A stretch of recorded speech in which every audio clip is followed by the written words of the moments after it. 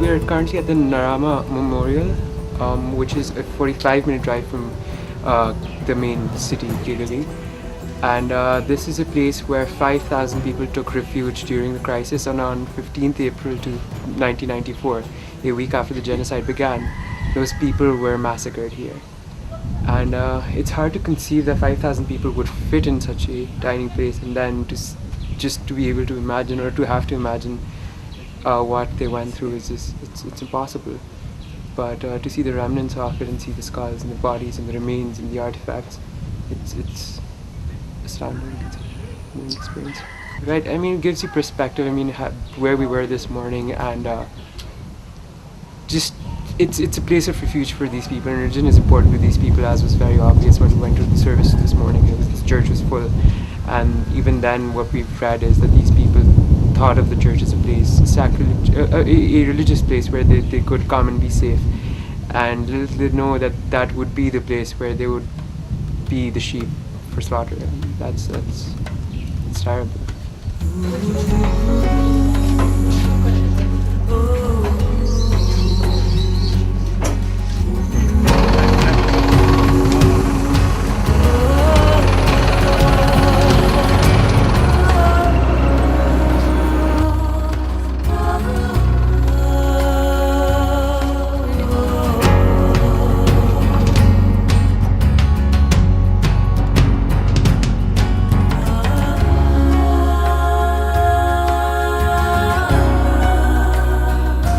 We're now at a memorial site and also a massacre site. This is a church where 21,000 Tutsis were killed. It's very overwhelming to see that many bones.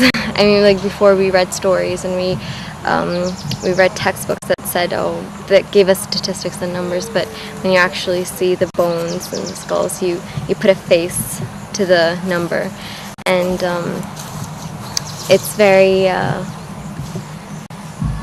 it gives you a new perspective on the whole conflict that's happening here. I didn't see it from an individual perspective as much as I saw it from a political perspective. So this place, I mean, it feels very secluded from people, and like seeing how calm it is now and how like vacant it is from people, it's very hard to imagine that this is where 21,000 individuals died. I can imagine, well, I can't really imagine, but I mean, I wonder how difficult it was to gather that many people here. I mean, especially at the place that we were before, it was such a small church, and even like without the people following you with machetes trying to kill you, I think they would have been already like suffocating from the small space area that they had. And I mean, that alone is also very overwhelming to see. There were clothes of victims, and like skulls and bones, and also the weapons that the perpetrators used to murder the victims. There were also ID cards, which was very interesting to see. I mean, that's where the conflict all started. Those small piece of paper that said whether or not you're a Hutu or a Tutsi.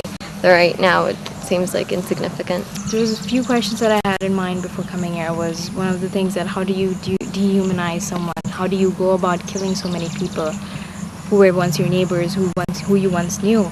And I mean, just now looking at how like the churches, I mean, it's purely obvious that the churches were a place of devotion and faith in people that nobody would attack them. But it just became one of those mass grave sites where they were attacked in.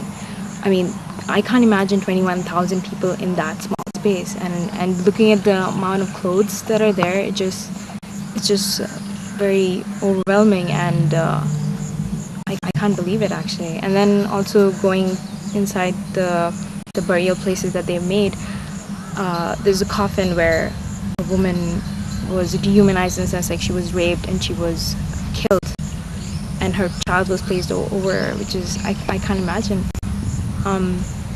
I still need to find those answers. I still haven't found out how you can go about killing people, how you can does it become easier to kill so many people, or does it become harder?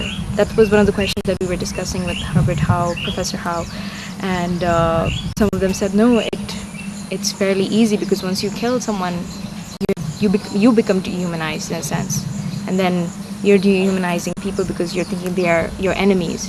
They become objects more than people who have families, more than people who belong to a community in a sense. And then it's just a purpose, that big purpose out there, that we need to protect ourselves more than other people out there. The othering that you do, that they are different from us. And I still need to find those answers. Yeah, I was just thinking about that. I was like, you could read these in books. I mean, you could read, oh, these many people died. Fine. I mean, what's the point of learning so many facts when I came here? I mean, when I see these, it touches me personally. I feel it individually that these are the people who have gone through this, and they are still living their lives, but they're trying to move on, and they're trying. And this is the reality. Like, I mean, you could sit back and critique people, critique the nation. They're not doing anything, but when you see it on an individual level, and when you see people around here that they are trying to move on, and they are trying to rebuild their lives, rebuild the trust that was once broken, I feel like that's just amazing. That's a miracle in one sense. And I feel like people need to come here, students especially. Theory is one thing, learning facts is another, but then experiencing it and meeting the people, speaking their language, and trying to like just a smile, just a hello, and like spending time with the orphans was just amazing. And I think that really helps build one's character. That helps you understand, okay, there's more to life. There's more. I mean, I feel blessed in some sense as well. And I also feel like I need to do something for service. I need to help these people. I need to help other nations. And this is just not one place that genocide occurred. There are more out there. And I would really like to be involved in that. And hopefully there's no more genocide in the future, but yeah. I think one of the hardest things about going to these churches was the human element of seeing the skulls and the bones. And also they had a lot of the artifacts that people had brought with them, and you could see that they had brought their entire lives with them.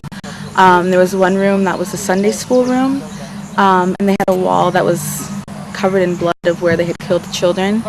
And they also had the notebooks of the kids, so they even had one page open to the trigonometry page, and there was a dictionary. So I think it makes it more of a connection to the people who had been killed versus just looking at numbers or reading about statistics.